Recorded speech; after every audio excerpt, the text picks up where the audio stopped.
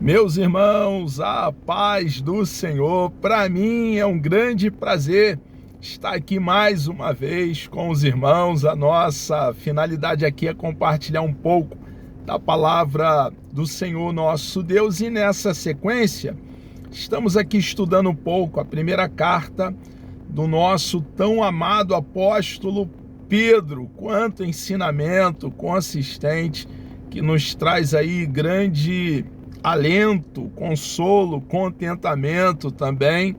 E chegamos aqui hoje no capítulo 1, a partir do versículo 10. Pedro está encorajando, consolando, trazendo refrigério para os nossos irmãos, a igreja de nosso Senhor e Salvador Jesus Cristo, que ali estava dispersa no primeiro século por aquela região da Ásia Menor. Irmãos que, devido à perseguição por terem abraçado a causa do cristianismo, estavam sofrendo dura perseguição, e Pedro então faz eles lembrar, manterem bem aceso no coração, que a cidade celestial, a vida eterna, um lugar paradisíaco, e quando eu falo paradisíaco, eu estou falando da beleza imensurável do lugar. Eu não estou de maneira alguma, pelo contrário, dizendo que lá não haverá trabalho. Claro que haverá trabalho. Adão, ele trabalhava no jardim. O texto sagrado diz que ele guardava e lavrava o jardim. Então, acreditamos aí, fundamentado biblicamente, entendendo que o trabalho não é consequência da queda, do pecado, é uma honra, e no estado perfeito havia trabalho. Entendemos que na eternidade haverá muito o que fazer. O que podemos afirmar com certeza é que passaremos toda a eternidade conhecendo o nosso Deus, sem jamais esgotar o conhecimento a respeito dele. Então, Pedro deixa bem claro que a eternidade os aguardava, aguarda aqueles que creem em Jesus de todo o coração. Um cenário paradisíaco. A definição, por exemplo, da palavra Éden é lugar de delícias. Se o Éden, o qual nosso papai Adão e nossa mamãe Eva estavam aqui em uma região aqui na terra, já era um lugar de delícia, podemos pensar então como será a eternidade, irmãos. Vai ser algo muito diferente, no sentido de beleza, de grandeza, de satisfação. Será um lugar idílico. O próprio Deus, o Deus eterno, lá estará, e nós teremos a oportunidade, agora com um corpo glorificado, a partir desse corpo, um corpo semelhante ao corpo do nosso Senhor e Salvador Jesus Cristo, quando ele, ressurreto, ali estava. Nós, então, veremos o nosso Deus face a face. Que satisfação haverá em nossa alma, irmãos.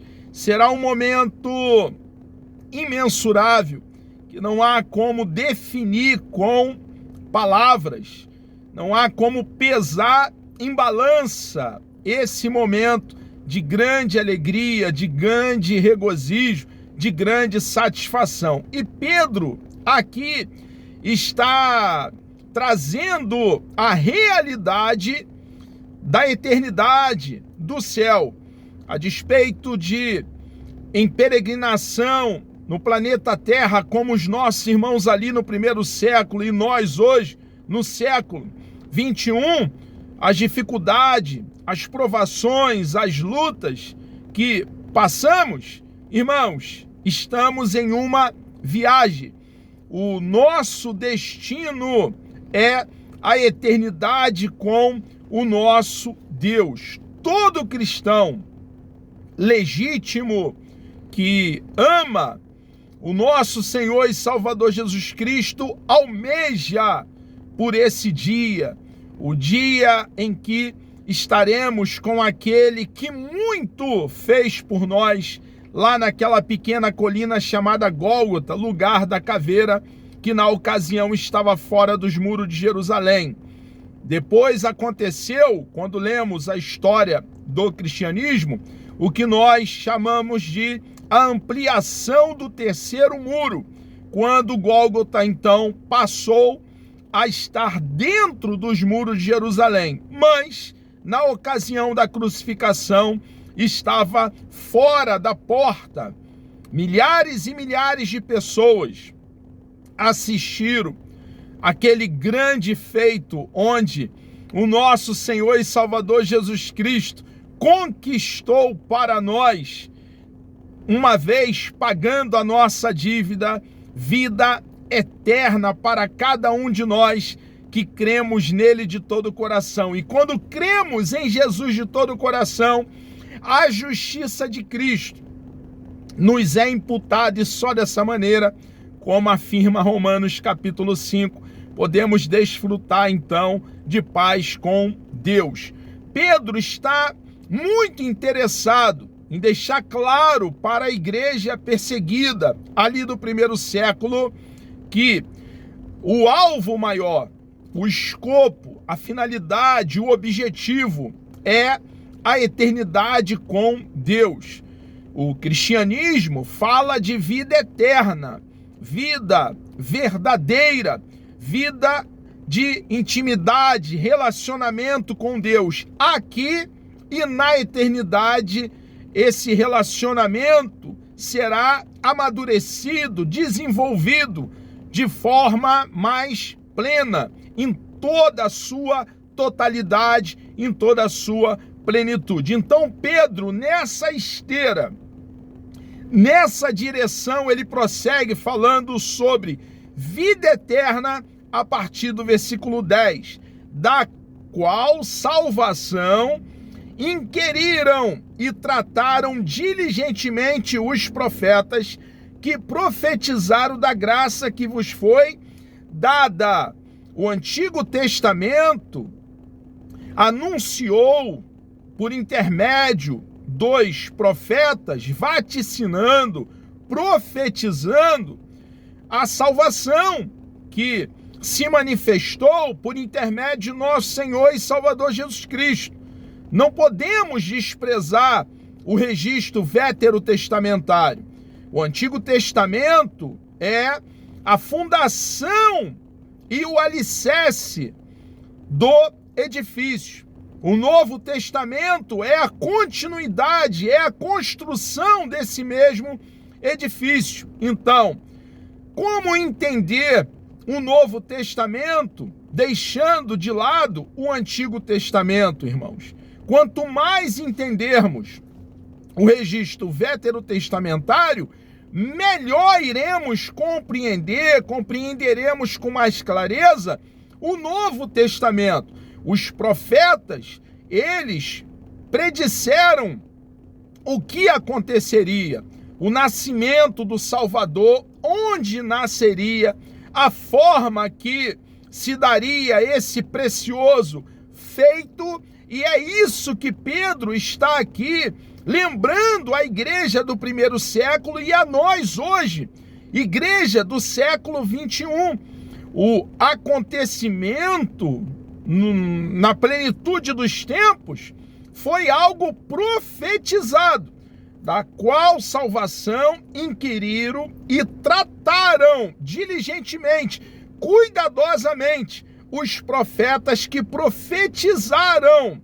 Foi algo anunciado de antemão profetizaram a respeito da graça que vos foi dada. Pedro está ali, então, fazendo a igreja perseguida lembrar que eles estavam sobre um fundamento sólido, consistente, que nos traz grande consolação, refrigério e firmeza. A ressurreição de Cristo foi anunciada de antemão.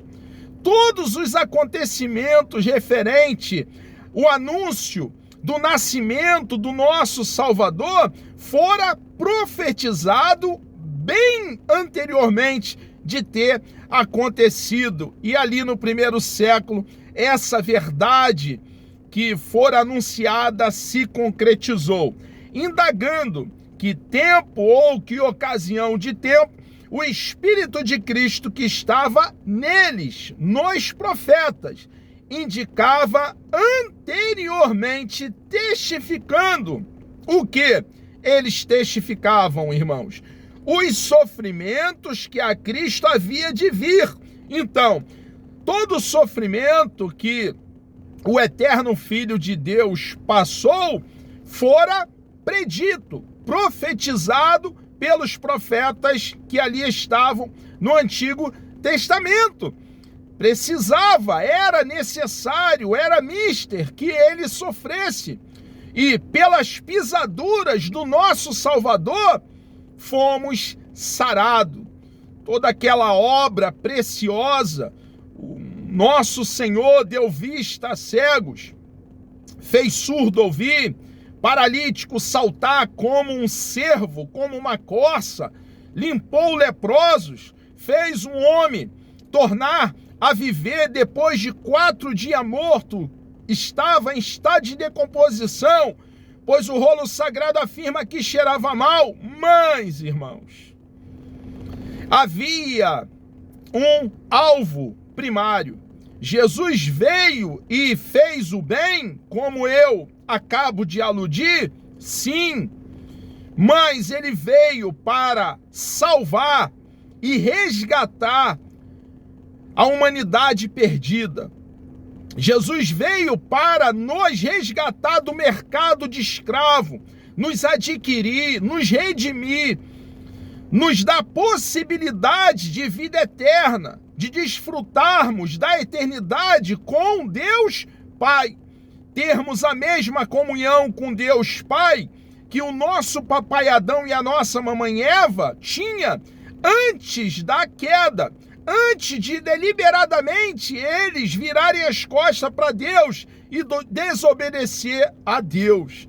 Jesus veio então, irmãos, para nos reconciliar com Deus. Deus estava em Cristo reconciliando consigo a humanidade. Pedro então ele prossegue os sofrimentos que Cristo havia de vir e a glória que se lhes havia de seguir. Jesus sofreu, passou por grandes lutas, dificuldade, mas ele venceu. Ele caminha de cabeça erguida, não como um mártir, não como alguém que foi pego e morreu pela causa. Não. Jesus foi algo extremamente maior, porque ele deu a sua vida de forma voluntária para nos resgatar, para nos salvar, para quitar a dívida que tínhamos com Deus Pai. E depois de ter dado a sua própria vida, ele mesmo, o eterno Filho de Deus, a segunda pessoa da Santíssima Trindade, tornou a tomá-la. Ele ressurgiu dentre os mortos e ele, Jesus, está vivo. Irmãos, todo sofrimento que nós, como igreja de nosso Senhor e Salvador Jesus Cristo, que pregamos o evangelho não adulterado, não engodado, não falsificado, mas genuíno, passamos toda luta, todos os problemas, algumas vezes estando no epicentro da dificuldade, um dia receberemos uma coroa de glória. A maior vitória que nós alcançaremos é o que Pedro está aqui deixando bem claro nas doutrinas preciosas que ele aqui registra, é estar com o nosso quinhão, com o nosso galardão, com a nossa porção, com o Deus Todo-Poderoso, com o grande eu sou que, mesmo não tendo necessidade, porque não há nada fora dele que ele necessita, que ele precisa, porque ele, o eterno, é completo nele mesmo, autoexistente, autossuficiente, veio nos buscar, veio nos resgatar, o Emanuel, o Deus conosco, porque ele nos amou. Nós somos alvo do grande amor de Deus, amor capaz de dar a vida por cada um de nós. E nós, irmãos, cristãos que cremos em Cristo de todo o coração, cheio de gratidão, saturado de amor e com o coração cheio de ações de graça, precisamos permanecer nele, cumprindo o nosso chamado, a vocação que recebemos da parte dele, de proclamar, difundir, disseminar o plano bendito de salvação, que Jesus é a ressurreição e a vida, que Jesus é a única porta, o único caminho, a única escada que liga a terra aos céus. Pedro ainda prossegue.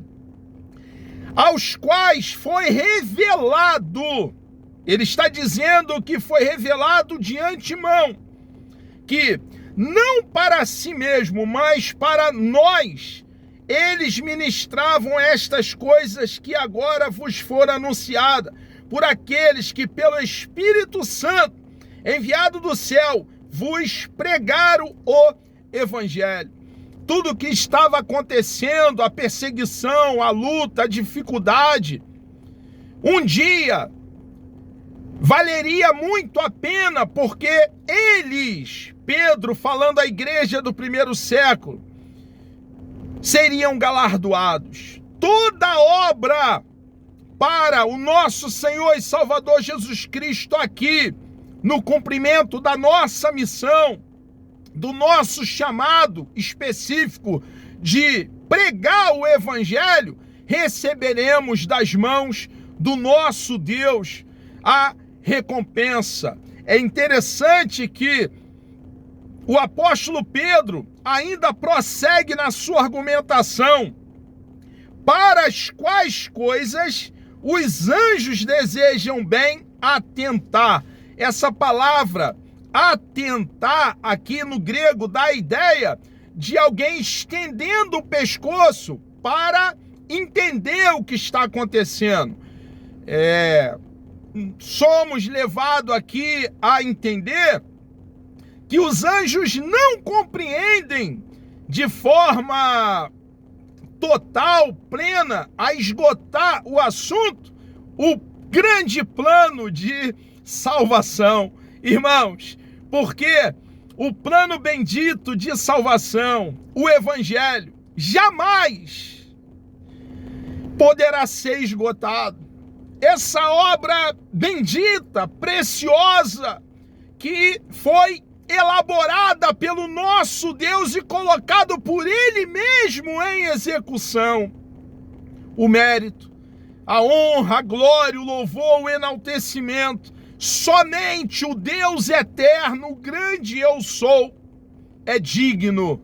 E aqui os anjos então estavam querendo atentar, prescrutar, eles estavam, digamos assim, num sentido figurado, esticando o pescoço, como tem a ideia aqui, traz a ideia no original, no grego, para compreender, dado a grandeza da obra salvífica de nosso Senhor e Salvador Jesus Cristo. Que essa palavra, irmãos, possa encontrar morada no recôndito da nossa alma e nos trazer, em meio às lutas, às dificuldades, à escassez que muitas vezes passamos nessa vida, grande consolo para nós, refrigério e contentamento. Amados, chegamos aqui ao término de mais uma exposição nessa carta preciosa do nosso amado apóstolo Pedro. Deus me dando vida até lá, querendo o nosso amado e bondoso Deus. No próximo encontro que teremos, vamos comentar a partir do versículo 13. Que Deus vos abençoe, vos dê um dia produtivo e vamos orar? Deus amado, nós louvamos e engrandecemos o teu nome. Obrigado por essa grande oportunidade que o Senhor nos concede de estarmos aqui, meu Deus, falando do teu amor, da tua palavra. Peço uma bênção especial sobre cada um dos teus filhos que estarão assistindo mais essa aula. Continue conosco, ó Pai, ungindo o nosso cérebro no que concerne a tua preciosa palavra. Nos dê sabedoria vindo do teu trono, nos dê o teu norte, nos governe, ó Pai, e nos dê coragem para continuar como arauto, proclamando o plano bendito de salvação. Meu Deus amado, obrigado por essa grande oportunidade. Nós assim oramos e lhe agradecemos, ó Deus, em nome de Jesus.